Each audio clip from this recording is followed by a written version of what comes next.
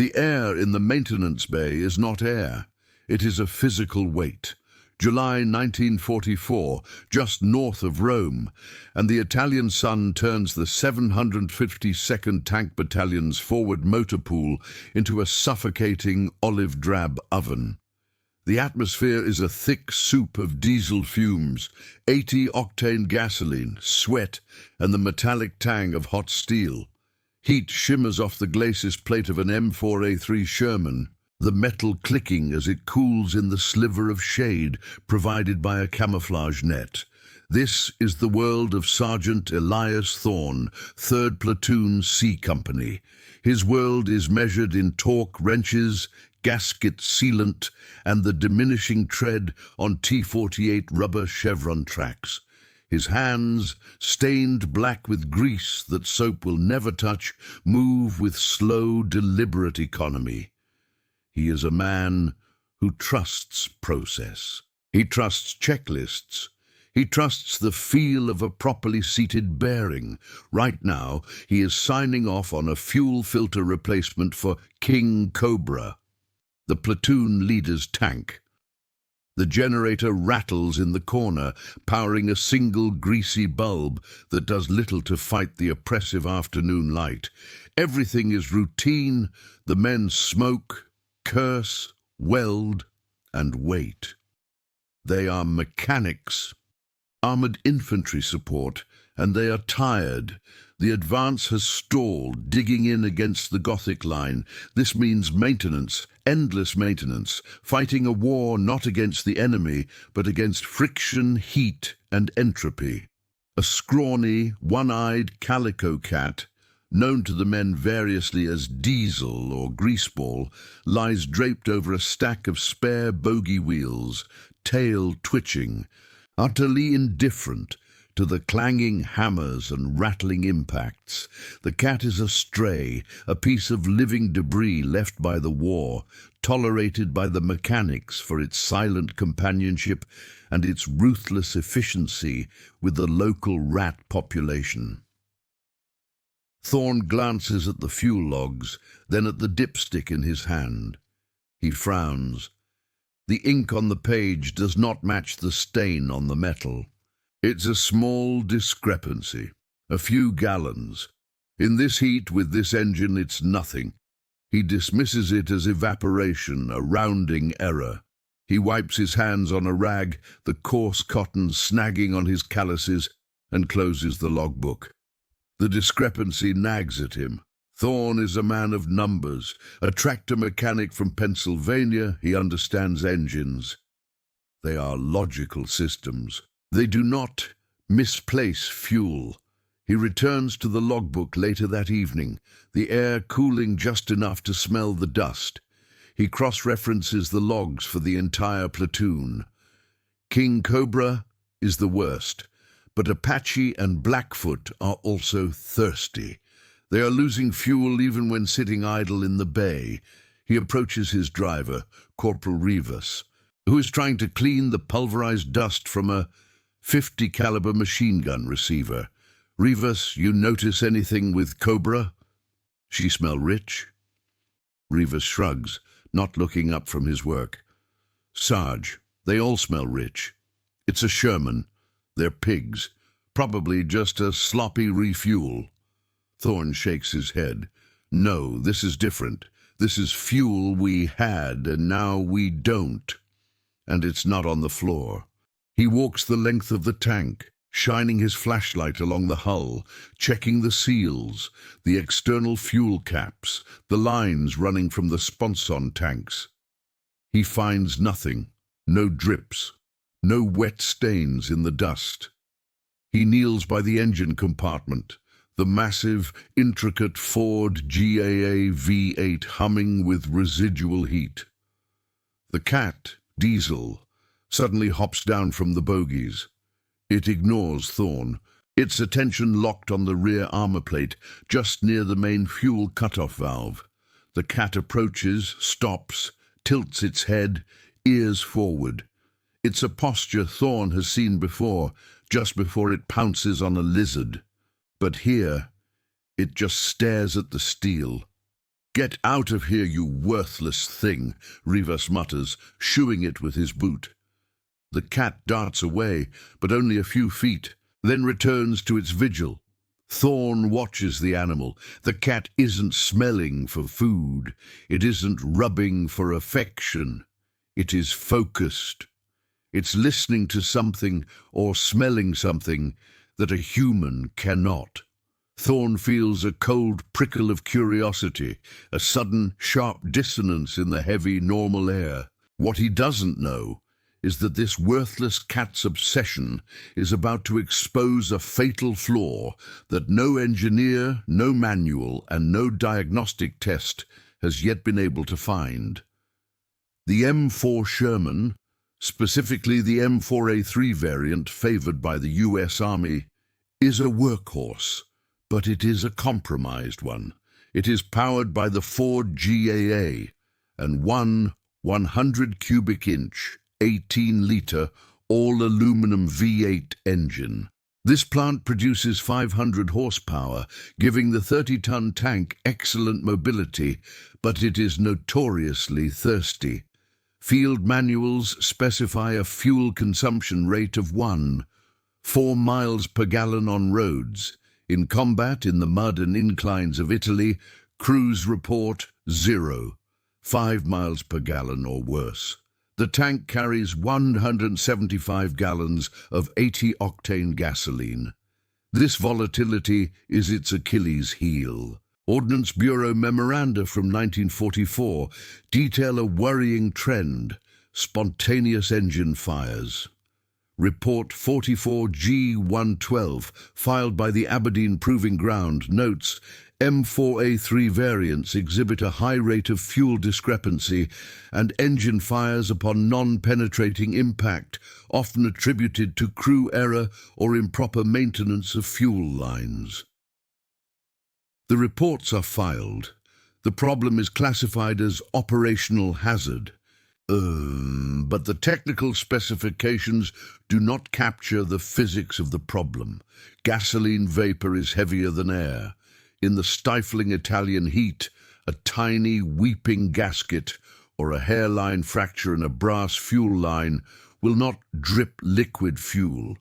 The 80-octane gasoline evaporates instantly, faster than it can accumulate. The resulting vapor, invisible and only faintly sweet-smelling, sinks. It fills the lower engine compartment, settling into the bilges, pooling around the transmission. The tank's own cooling fans, designed to pull air over the engine, only serve to circulate this explosive vapor, mixing it to a perfect stoichiometric ratio. The engine bay of an M4A3 Sherman is in effect a 30-ton fuel-air bomb waiting for a single spark. It's waiting for the clack of a dropped tool, the static from the radio, or the hot carbon from its own exhaust. The crews, however, do not need to read the technical reports. They know the truth. They call the Sherman a Ronson. It lights every time. This technical data translates directly into visceral human fear. The men of C Company sleep outside their tanks. A cardinal sin according to regulations, but a practical necessity for survival. They would rather face enemy patrols than be trapped inside a brewer. When a tank in another company went up, the story spreads through the battalion like a contagion. "Heard it was Jimmy's tank," one mechanic whispers to another over coffee. "They didn't even get hit, just started the engine. The whole turret had just gone. They heard the whoomph from a mile away, didn't even scream, not for long. This is the weight on Elias Thorne. He is not just a mechanic. He is the custodian of 15 lives, 5 men to a tank. When Captain Hayes, the company's CO, confronts him about the fuel logs, the pressure is immense. "Sergeant, I have an operational readiness report due tomorrow. If your tanks are leaking, they are grounded. Find the problem." Thorne is trapped. He and his crew have done everything by the book. They have run pressure tests on the fuel lines using the standard M5 field diagnostic kit. The gauges hold steady. They have visually inspected every inch of the lines they can reach without pulling the entire engine block, a 3-day job. There are no leaks. Per ordnance doctrine, the problem does not exist. The fuel loss is evaporation or crew error. The numbers are illusions, but Thorne trusts the stains on his dipsticks, and he trusts the quiet terror in the eyes of the tank crews. The experts in their clean uniforms, far from the front, have agreed, if it can't be seen and it can't be measured by the gauge, it isn't there. It couldn't be. Elias Thorne is not an engineer. He is not a scientist. He is 32 years old, a man whose formal education ended after high school. He was born and raised in the rolling hills of rural Pennsylvania, where he spent 12 years working as a tractor mechanic for a John Deere dealership. His world is one of cast iron, diesel, and pragmatism. He is quiet by nature, an observer. He trusts his senses, smell, touch, sound, far more than he trusts the official manuals, which are often written for ideal conditions, not the dust and desperation of a forward base. He has a knack for feeling a problem, for diagnosing a misfire by the vibration in the floor plate, or a bad bearing by the pitch of its whine. This is not a skill taught at Aberdeen. It is a skill learned on a farm, listening to the rhythms of machinery and the behavior of animals.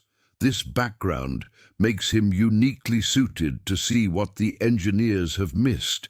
He is not constrained by their diagnostic flowcharts. He looks at the world as a complex, interconnected system.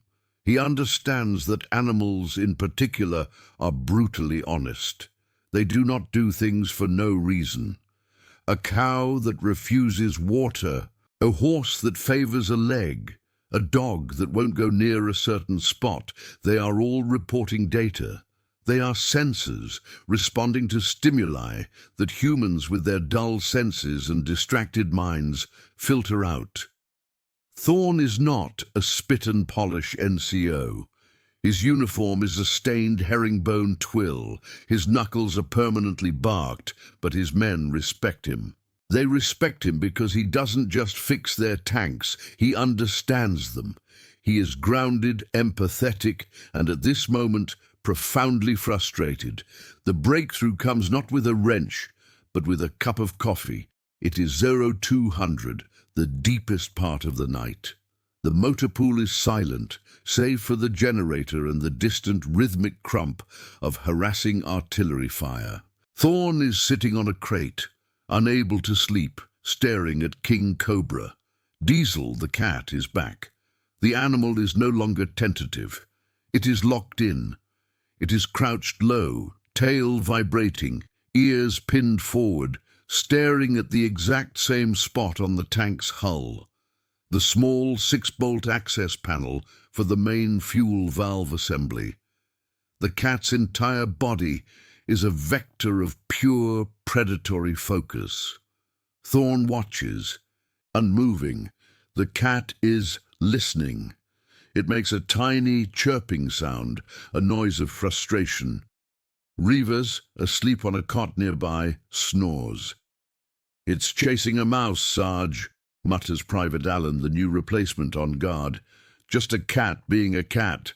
Thorne shakes his head, his mind racing.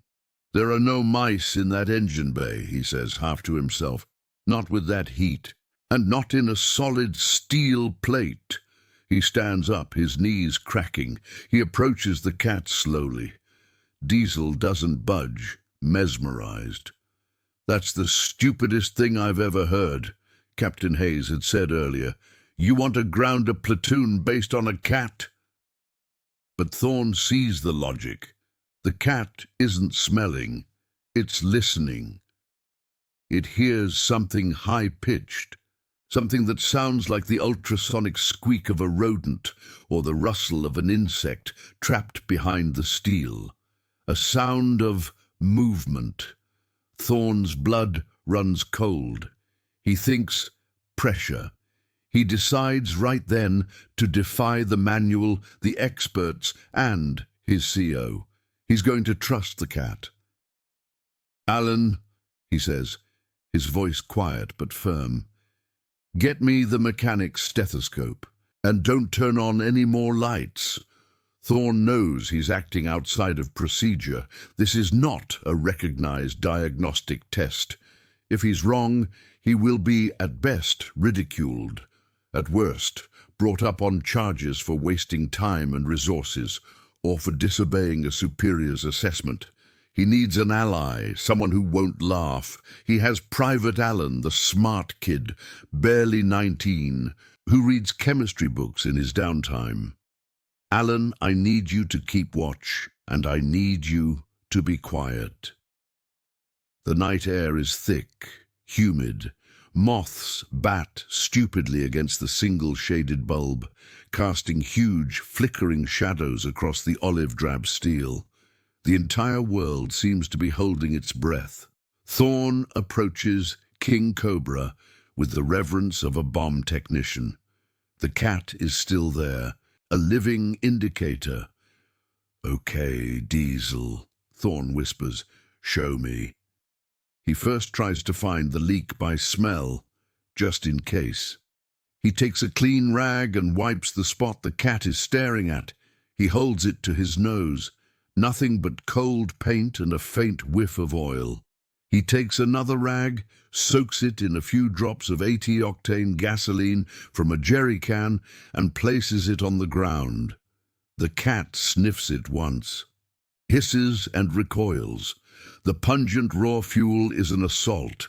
It hates the smell. This is the first failed test. It proves the cat is not attracted to the gasoline itself. Thorne is frustrated, second-guessing himself. Maybe it is just a mouse. Maybe he's just as tired as everyone else. He's about to give up. But the cat, after rubbing its nose in the dust, immediately returns to its post, staring at the valve plate. It's not the smell. It has to be the sound. Thorne tells Alan, "Kill the generator." The motor sputters, and the world plunges into an immediate, profound silence. The only light is Thorne's low-beam flashlight. The distant artillery is clearer now.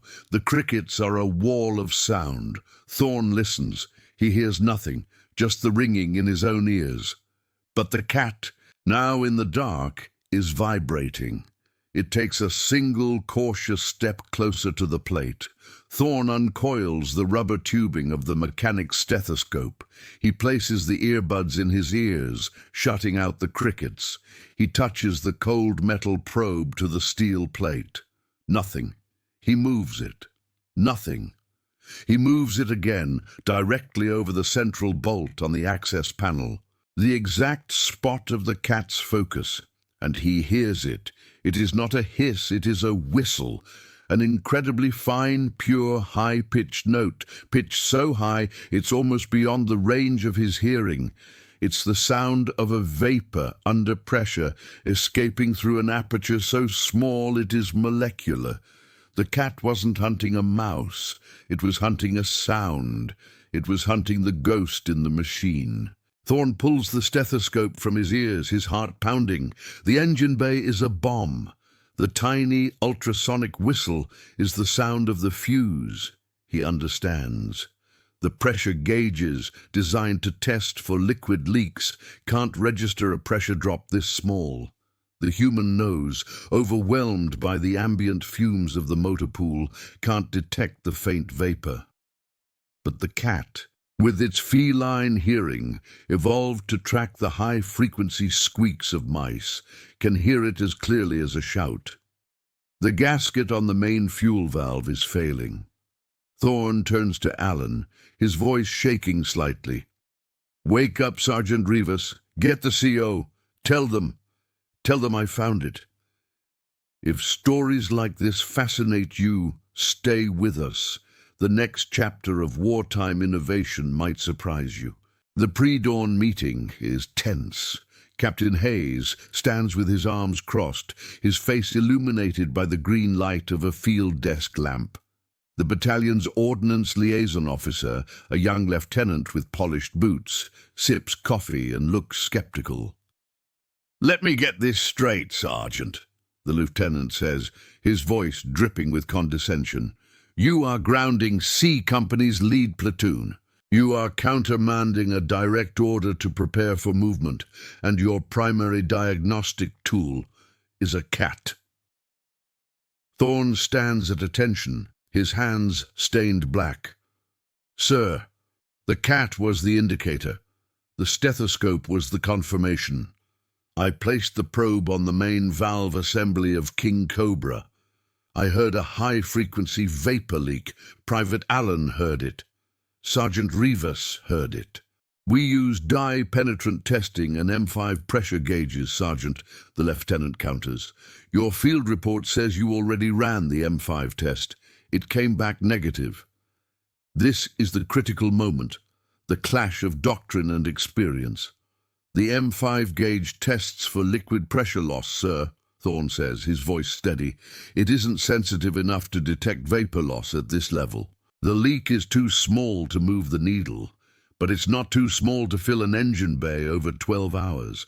It's a flaw in the part, sir, or the test, or both." Hayes, silent until now, looks at Thorne. He is a man who must balance reports to command with the lives of his men. He trusts his NCO. "Show me," Hayes says. They walk to King Cobra. The sun is just beginning to lighten the eastern sky. Thorne hands the stethoscope to the captain. Hayes puts the buds in his ears, skeptical. Thorne places the probe on the valve bolt. Hayes's eyes go wide. He doesn't say a word. He hands the stethoscope to the ordnance lieutenant. The lieutenant listens and his face pales. The condescension evaporates, replaced by cold, professional fear. "Get the wrenches," Hayes orders, his voice a low growl. "Strip that assembly. Now." The crew descends on the tank. It takes 20 minutes to remove the armored plate and expose the valve. The brass fitting looks perfect. It is clean, dry, and solid. "There's nothing here, Sarge," Rivas says. "Use the dye," Thorne orders. They spray the red dye penetrant over the assembly, wipe it, and then spray the white developer. For a second, nothing. Then, like a spiderweb, a network of tiny crimson lines blooms from the base of the valve housing, a hairline fracture. The lieutenant stares at it. "It must be a faulty batch," he whispers. "The vibration from the engine. It's cracking them." Hayes turns to Thorne. "Check every single tank." For the next 12 hours, Thorne and his crew do not stop. They move from tank to tank. The procedure is now refined. Kill the generator, listen with the stethoscope, mark the target. Of the 12 tanks in the company, they find 4 others with the same ultrasonic whistle. 4 other ticking time bombs. An urgent report is filed with Battalion HQ, then forwarded to V Corps Ordnance. Source of C Company fuel discrepancies identified. Systemic failure in fuel valve assembly, batch 44B. Source, acoustic anomaly detected in field. Corrective action, immediate replacement. 2 days later, C Company leads the assault on the Gothic line. They are shelled heavily. King Cobra takes a non-penetrating 75mm round directly to the right side engine plate. The clang deafens the crew. The tank lurches, stalls. The radio crackles. "Hit, hit, engine bay. We're dry. No. Wait. Smell. We're good. We're still good. Engaging." Thorne, listening to the net from the aid station, closes his eyes. The tanks return that night, blackened, dented and victorious. But they all return. The immediate consequence is a 90% reduction in unexplained fires and fuel loss incidents for the 752nd Tank Battalion during the remainder of the Italian campaign. The Thorn diesel test becomes an unofficial but mandatory diagnostic procedure within the unit, passed from senior NCOs to new mechanics. A memo is quietly circulated by V Corps Ordnance, recommending that acoustic checks be added to field maintenance routines for M4A3 fuel systems, pending further investigation. The official reports, however, attribute the discovery to innovative field maintenance techniques, omitting any mention of a feline sensor. The underlying principle, using acoustic signatures to detect microfractures, is years ahead of its time. It will become a cornerstone of post-war non-destructive testing, NDT, vital to the aerospace, nuclear and automotive industries. Sergeant Elias Thorne is awarded a Bronze Star for meritorious service. The citation is vague, praising his diligence and technical skill in maintaining combat readiness under adverse conditions. After the war, he returns to Pennsylvania, to his wife, his home, and his old job at the John Deere dealership. He goes back to fixing tractors, his hands forever stained with grease. He rarely, if ever, speaks of what happened in that motor pool in Italy. He just continues to listen to the machines. And Diesel, the one-eyed calico cat, the catalyst for the entire discovery. A few weeks after the incident, as C Company prepares to move north, the cat vanishes. Perhaps it found a new battalion to adopt, or simply melted back into the Italian countryside. Its job, in this small pocket of the war, was done. Today, we use hypersensitive ultrasonic transducers to find microscopic helium leaks in the fuel lines of spacecraft. We use acoustic resonance testing to find invisible cracks in the turbine blades of jet engines and the steel containment vessels of nuclear reactors. The principle is identical. We are listening for the sounds of failure, for the invisible stresses in a system, for frequencies that are broadcast far beyond the range of our own limited senses. That technology was not born in a sterile laboratory. Its roots are in the dust and desperation of a forward motor pool, with a man humble enough to watch and a creature acting on nothing more than simple, predatory instinct. The universe is always broadcasting its secrets. We are just rarely tuned to the right frequency. The concrete hardstand of that maintenance bay, near a forgotten village outside Florence, is still there. It is cracked and overgrown with weeds and wildflowers. The silence is total, broken only by the wind and the buzz of insects. But if you stand there at dusk and listen hard enough, you can almost imagine it. You can almost hear the faint, impossible, high-pitched whistle of a valve that saved 15 men, and the soft, silent padding of a cat's paws, forever hunting the ghost in the machine.